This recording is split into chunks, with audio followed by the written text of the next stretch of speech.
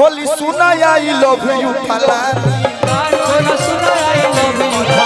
तो कान खोली सुना आई लव यू फलानी। देखिए हम नाम हम लेके गाना नहीं गाते हैं, हमनी के एगो भैया गाना गौले रहा हई फलाना वो फरार भइली हमनी के फलाना फलानी से काम चला ले लीजिए डायरेक्ट नाम धो देबे के बा कि हम तोहर राजा तू हो हमर रानी तो कान खोली सुना रक्षा रानी तो कान खोली सुना आई लव यू फलाना तो कान खोली सुना आई लव यू फलाना कि कश्मीर के फ्रूट लगेलू। देखिए क्या जोड़ी है धाना पाखी जी। हम इनके साथ एगो फिल्म किए थे बालमा अन्ना एगो फिल्म कर रही भैया हमर दयावान जब हम हती चुकी रही गले लागी तो तक लागी। आज देखिए अब हम दोनों बराबर के हो गए, अब ये मेरे यहाँ लगते हैं। इसके बाद बलमा बिहार लट्टू किए थे हम लोग, लेकिन देखिए आज अभी हम लोग मंच पे हीरो हीरोइन कि हाँ ब्लैक ब्लैक थैंक यू कि कश्मीर के फ्रूट लगेलू काला सूट में क्यूट लगेलू कश्मीर के फ्रूट लगेलू काला सूट में क्यूट लगेलू कश्मीर के फ्रूट लगेलू काला सूट में क्यूट लगेलू कश्मीर के फ्रूट लगेलू काला सूट में क्यूट लगेलू।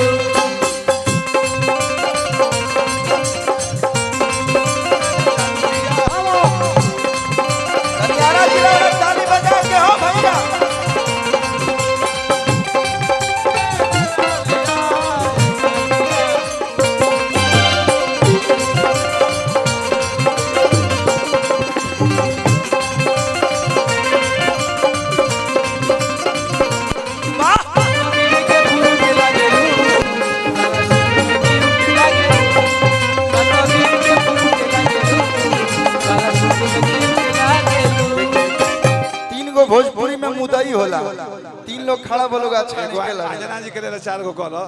हां भाई यहां का ढेर देर से हवा खाता नहीं तू ही रहेलू हमार।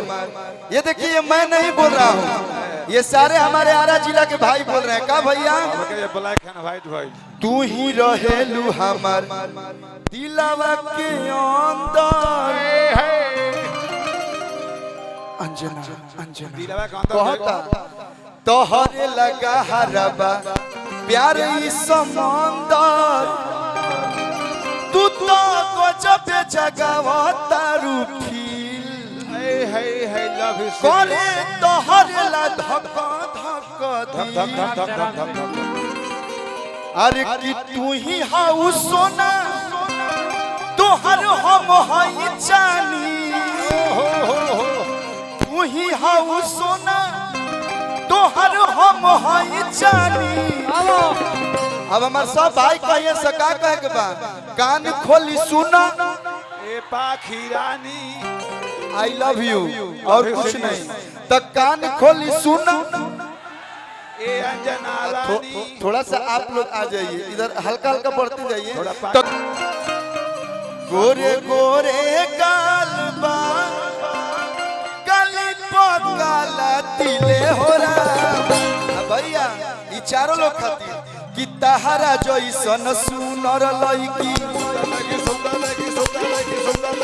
तहरा जैसन सुनर लईकी किस्मत से मिले हो रहा तहरा जैसन सुनर लईकी किस्मत से मिले हो रहा तहरा जैसन सुनर लईकी किस्मत से मिले हो रहा तहरा जैसन सुनर लईकी किस्मत से मिले हो रहा।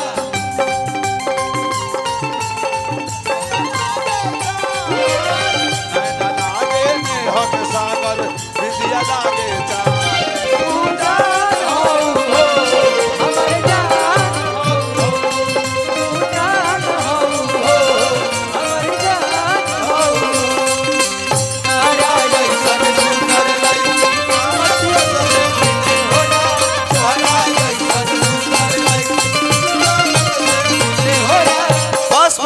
बा 2020 के जमाना बा एगो बड़ी थोड़ी थोड़ी नागिन वाला किया के नाच रे पतर की डोरी जैसा नागिन जैसा देखी सब कोई गाना गावते बा। रितेश भैया बड़ा बढ़िया गौनिया, हमारे अभी विशाल भाई अभी फड़ेंगे आके, सब लोग आई गाई एगो डांस हो जाएगा चाइना भैया। इतनी हीरोइन आई हैं अब बस ये लोग ऐसे ऐसे करते लोग अच्छा लग रहा है हमें, लेकिन एगो प्यारा सा डांस सब लोग झूमेंगे, हमारे भाई लोग भी झूमेंगे और जितनी प्यारी प्यारी सुंदर सुंदर एक्ट्रेस आई हैं। लेकिन ओकरा से पहले कि भइलू पियावा के घरे जाके कान खोली सुना आई लव यू फलानी, तो कान खोली सुना आई लव यू फलानी।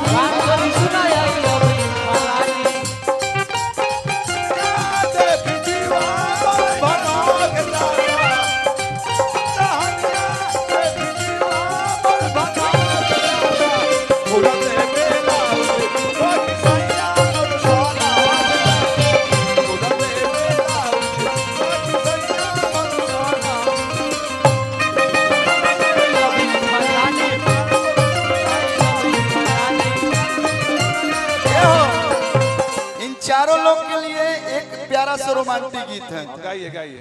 गोरे गोरे कालबा गली पकाला तिले हो रहा